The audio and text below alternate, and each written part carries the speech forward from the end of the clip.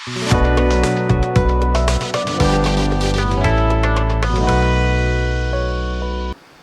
Vindhya times में आपका स्वागत है। पिछले दिनों सुहागी घाट में जब एक बड़ा सड़क हादसा हुआ, उसके बाद से प्रशासन ने तमाम वो कदम उठाने शुरू किए कि आखिर किस वजह से हुआ, और टेक्निकल इश्यूज पे ज्यादा बात हुई। कल रीवा कलेक्टर मनोज पुष्प सर और तमाम टीम ने इंस्पेक्शन किया, देखा कि मौके पर क्या स्थितियां हैं, किस तरह की कमियां थी और वहां के मेजर प्रॉब्लम्स क्या थे, जिन चीजों पर काम करना चाहिए। आज हमारे साथ बात करने के लिए रीवा कलेक्टर मनोज पुष्प सर हैं। सर, कल जो विजिट हुई उसमें तमाम चीजें निकल के सामने आई। आपने ग्राउंड पे जो चीजें देखी, बहुत सारी प्रॉब्लम्स की, आपने वहीं पे बात की कि ये इश्यूज हैं, इसलिए इस पर पहले सुधार होना चाहिए। क्या क्या मेजर प्रॉब्लम्स समझ में आई?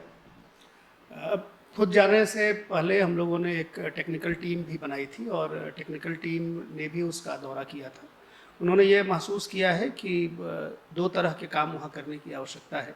एक काम तो लॉन्ग टर्म पर्सपेक्टिव का है, जिसमें कि ग्रेडियंट को थोड़ा सा ठीक करने की आवश्यकता है, और बाकी शॉर्ट टर्म मेजर्स के ऐसे छोटी छोटी चीज़ें हैं जिसको कि हम लोग अगर प्रॉपरली मॉनिटर करें और उसको एग्जीक्यूट करें तो संभावनाएं अच्छी हो जाएंगी कि वहाँ पर फ्यूचर में इस तरह के कोई एक्सीडेंट नहीं हो। बाकी रोड्स हैं तो एक्सीडेंट होने की संभावना तो बनी रहती है। उस चीज़ को हम लोगों ने, जो भी प्लेयर्स हैं वहाँ पे जिनको इसमें काम करना है, चाहे वो ट्रैफिक पुलिस हो, चाहे एमपीआरडीसी हो, जो टॉल के लोग हैं, पीडब्ल्यूडी के लोग हैं और पुलिस के लोग हैं, सभी के इश्यूज वहाँ डिसाइड किए हैं और युद्ध स्तर पर जो शॉर्ट टर्म काम करना है उसको काम करने की शुरुआत करा दी है। सर, एक आपने एक चीज और वहां पे मेंशन की कि पेट्रोलिंग लगातार हो, एम्बुलेंस कंटिन्यूअसली हो और इसकी वीडियो रिकॉर्डिंग भी उपलब्ध कराई जाए, इसके लिए भी आपने इंस्ट्रक्शन दिए? 3 किलोमीटर का वो पैच है और वो इतना बड़ा इलाका नहीं है कि हम लोग उसको क्लोज मॉनिटर नहीं कर सके।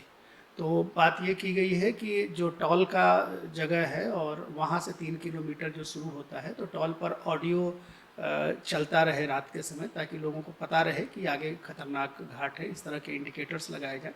जो इलाके हैं उसमें रेडियम और कैट आइज ये सब लगा दिया जाए। थोड़ा हम लोगों ने सोलर पैनल्स लगाने की भी बात की है, ताकि वहाँ पे थोड़ी लाइट बनी रहे और मार्किंग इस तरीके से रहे, और आगे घाट थोड़ा सा मुश्किल है और डिफ़िकल्ट है, सावधानी से जाएं, इसके बोर्ड्स लगा दिए जाएं और स्पीड लिमिट को 20-25 के आसपास रखें। तो हम उम्मीद करते हैं कि ये इश्यूज़ फ्यूचर में आगे नहीं आएगी। ये बात 3 चीज़ें हम लोगों ने टॉल वाले को कहा है कि एक तो वहाँ पे क्रेन की उपलब्धता रहे। क्रेन जो है वो उसके 2 ड्राइवर हों, दोनों ड्राइवर के नंबर्स थाने में हो। इसी तरीके से एम्बुलेंस के भी ड्राइवर्स के नंबर हो, एम्बुलेंस के लोग उपलब्ध रहें जिनको उसको चलाना है।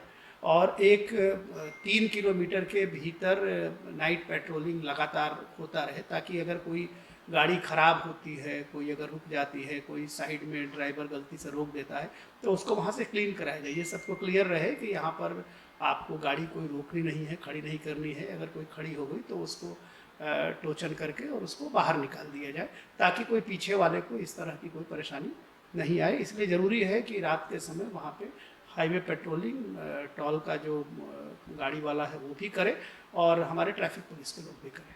सर, वहाँ पे एमपीआरडीसी तमाम लोग थे, आरटीओ भी थे, और ये देखा गया कि जनरली चेकिंग और तमाम चीज़ें चलती रहती हैं, लेकिन आपने खुद बताया कि हाईवे में जो गाड़ियाँ खड़ी हो जाती हैं उनकी मॉनिटरिंग, और ये भी क्वेश्चन रेज हो रहा था कि आरटीओ चेकिंग तो चल रही थी लेकिन उसके बाद भी वो बस क्लियर करके चली गई, तो उनको लेकर भी कोई इंस्ट्रक्शन दिया?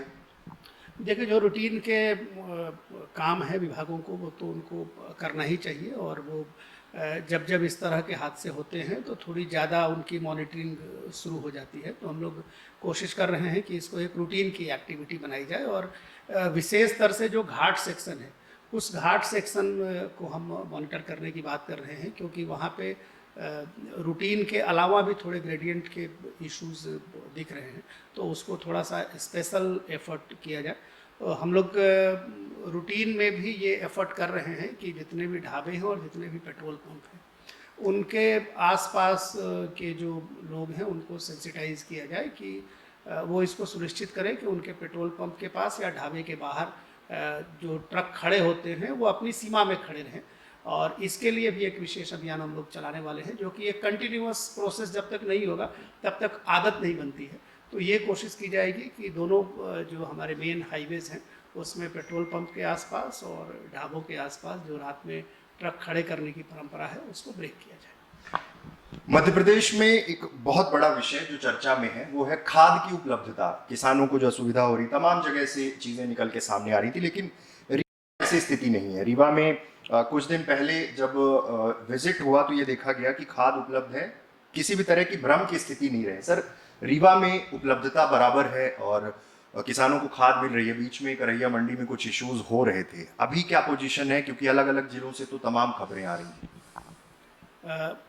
पर्याप्त अपने पास खाद का भंडार है और वितरण को हम लोगों ने अच्छा स्ट्रीमलाइन किया है। और मैं धन्यवाद देना चाहूँगा सबसे पहले तो मीडिया को, जिन्होंने इस जो भी हम लोगों ने तरीके इस्तेमाल किए उसको बड़े अच्छे तरीके से किसानों के बीच में रीवा के ग्रामीण अंचलों तक उसको पहुंचाया और उसके कारण सब लोग इस बात पे अवेयर हो गए।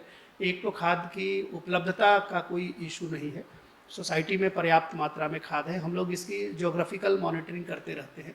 केवल हमने पूरे ज़िले को 20 भागों में बांट के रखा है और उस 20 भागों में हम देखते हैं कि सोसाइटी की उपलब्धता, डबल लॉक की उपलब्धता और प्राइवेट डीलर्स के पास उपलब्धता, उन तीनों को एक साथ मॉनिटर करते हैं कि किसी इलाके में खाद कम तो नहीं हो रहा है।